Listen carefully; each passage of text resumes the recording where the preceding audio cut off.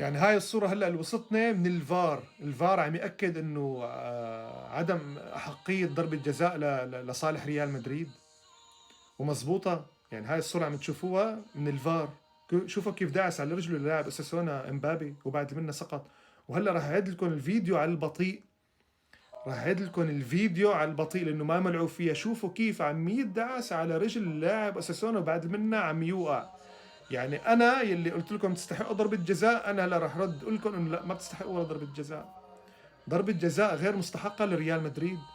مثل ما تعودنا عم بيحكي الحق.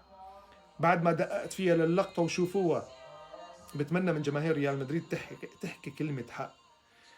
ضربة جزاء غير صحيحة مثل ما تعودنا. هذا هو ريال مدريد، بيربح بضربات الجزاء. التحكيم بيجي بالأخير بيساعده. ما بعرف أنا شو الترتيب، فريق جديد بدكم تستنوا عليه شوي، بس ضربة جزاء غير مستحقة.